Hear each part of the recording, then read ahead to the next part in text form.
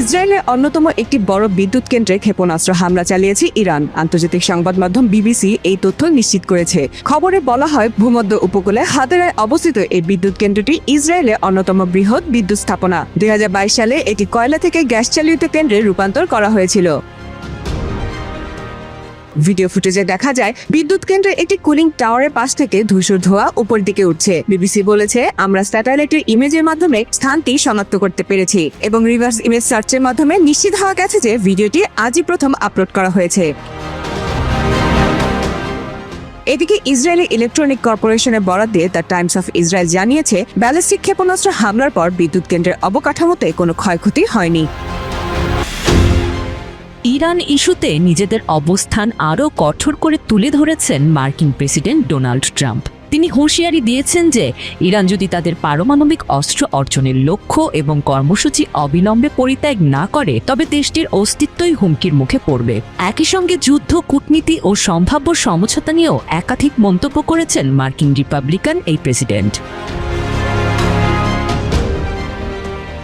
Hormuz প্রণালী দিয়ে জাহাজ চলাচলে ইরানের টোল আদায়ের সম্ভাব্য পরিকল্পনা নিয়েও কড়া মন্তব্য করেছেন ট্রাম্প। তিনি দাবি করেন, ইরান এমন কোনো পদক্ষেপ নিলে যুক্তরাষ্ট্র তা 2 মিনিটের মধ্যে বন্ধ করে দিতে সক্ষম। ট্রাম্প আরও জানান, সৌদি আরব, কাতার, সংযুক্ত আরব আমিরাত ও বাহরাইনের মতো প্রতিবেশী দেশগুলো ইরানের বিরুদ্ধে শক্তিশালী প্রতিরোধ গড়ে তুলছে। শুরুতে তারা হামলার শিকার হয়ে বিস্মিত হলেও এখন তারা যুক্তরাষ্ট্রের সঙ্গে নিবিড় যোগাযোগ রেখে কার্যকরভাবে লড়াই করছে বলে তিনি উল্লেখ করেন।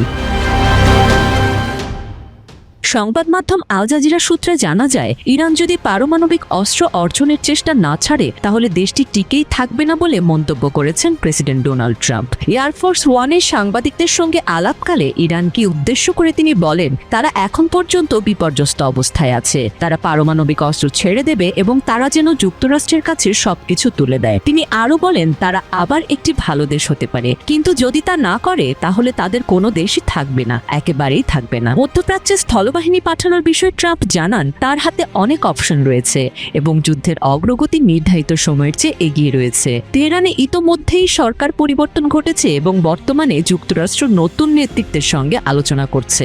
ইরানের প্রভাবশালী নেতা মোস্তফা খামেনির অবস্থা সম্পর্কে জানতে চাইলে ট্রাম্প বলেন, তিনি হয়তো জীবিত আছেন, তবে সম্ভবত গুরুতর আহত। এছাড়া ইরানের সঙ্গে 15 দফা পরিকল্পনা নিয়ে আলোচনা চলছে এবং তেহরান ইতোমধ্যে অধিকাংশ প্রস্তাবে সম্মতি দিয়েছে বলেও দাবি করেন তিনি। ট্রাম্প আরও জানান, যুক্তরাষ্ট্র ইরানের নতুন কিছু লক্ষ্যবস্তুতে হামলা চালিয়েছে এবং দিনটি গুরুত্বপূর্ণ ছিল। তার দাবি, যুক্তরাষ্ট্রের প্রতি সম্মান দেখিয়ে হরমুজ প্রণালী দিয়ে 20টি তেলবাহী জাহাজ চলাচলের অনুমতি দিয়েছে ইরান। এ বিষয়ে আলোচনা খুব ভালো চলছে বলে জানান তিনি। তবে পরিস্থিতি অনিশ্চিত উল্লেখ করে ট্রাম্প বলেন, একদিকে যেমন আলোচনার টেবিলে সমঝোতা চলছে, অন্যদিকে নির্দিষ্ট কিছু লক্ষ্যবস্তুতে বোমা হামলাও অব্যাহত রেখেছে যুক্তরাষ্ট্র। ইরানের সঙ্গে যুদ্ধ বন্ধে মার্কিন প্রেসিডেন্ট ডোনাল্ড ট্রাম্পের আলোচনার গুঞ্জনের মধ্যেই এবার ইরানকে ড্রোন সহায়তা পাঠাচ্ছে রাশিয়া, যা শিগগিরই দেশটিতে পৌঁছাতে পারে বলেও 2 মার্কিন গোয়েন্দা কর্মকর্তার বরাতে এমন তথ্য জানিয়েছে ব্রিটিশ গণমাধ্যম ফিনান্সিয়াল টাইমস।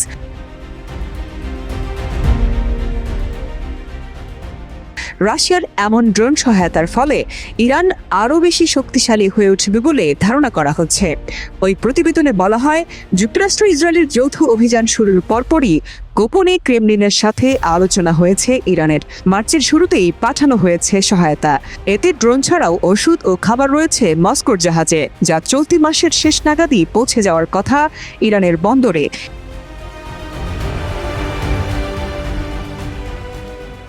এর আগে তেহরানকে স্যাটেলাইট ছবি ও গোয়েন্দা তথ্য সরবরাহ করেছে মিত্র দেশ রাশিয়া।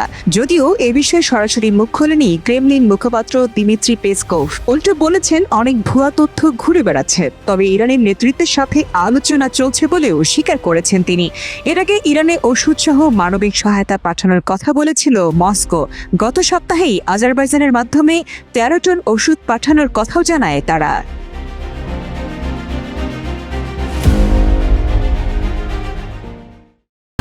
মিসাইল আর আধুনিক মরণাস্ত্রের ঝনঝনানি। ট্রাম্প নেতানিয়াহু জোট ভেবেছিল কয়েকদিনেই হাঁটু গেড়ে বসবে তেহরান, কিন্তু মাস শেষে হিসাব মেলাতে গিয়ে দেখা যাচ্ছে খোদ পেন্টাগন আর তেল আবিবের কপালে এখন চিন্তার ভাঁজ। ইরানের এক চুল মনোবল তো ভাঙা দূরে থাক, উল্টো মধ্যপ্রাচ্যের মানচিত্র এখন পারস্যের জয়গান। প্রথম থেকে শুরু করলে দেখা যায় 28 ফেব্রুয়ারি ইসরায়েলি হামলায় ইরানের সর্বোচ্চ নেতা আয়াতুল্লাহ আলী খামেনি শাহাদত বরণ করেন। পশ্চিমা গোয়েন্দারা ভেবেছিল এতেই কাশের ঘরের মতো ভেঙে পড়বে ইরান সরকার, কিন্তু বিধির বাম। তেহরানের প্রতিটি অলি গলি থেকে আজ প্রতিরোধের যে সুর শোনা যাচ্ছে তা যেন আধুনিক সামরিক ইতিহাসের সব হিসাব নিকাশ উল্টে দিচ্ছে। বাবার স্থলাভিষিক্ত হয়ে মোস্তফা খামেনি যেন প্রতিরোধের আগুন আরো বাড়িয়ে দিয়েছেন।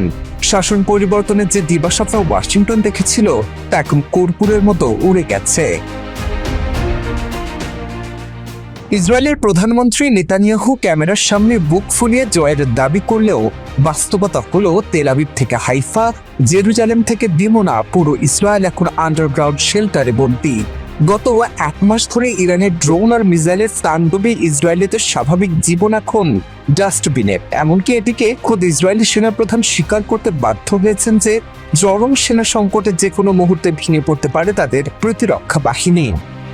শুধু তাই নয়, ইরানের পরমাণু কর্মসূচি ধ্বংস এবং দেশটির শাসন কাঠামো পরিবর্তনের লক্ষ্য নিয়ে শুরু হওয়া মার্কিন অভিযানের 1 মাস পেরিয়েছে। তবে রিপোর্ট বলছে তেহরানের কাছে এখনো সুরক্ষিত রয়েছে 450 কেজি 60% সমৃদ্ধ ইউরেনিয়াম, যা এই অভিযানের কার্যকারিতা নিয়ে বড় প্রশ্ন তুলেছে। একই সঙ্গে সর্বোচ্চ নেতা আলী খামেনির মৃত্যুর পর ক্ষমতা এসেছেন তার ছেলে মুজতবা খামেনি, যা শাসন কাঠামোতেও বড় কোনো পরিবর্তন আনতে পারেনি। ফলে ঘোষিত 2 প্রধান লক্ষ্যতেই এখন পর্যন্ত যুক্তরাষ্ট্র অসফল।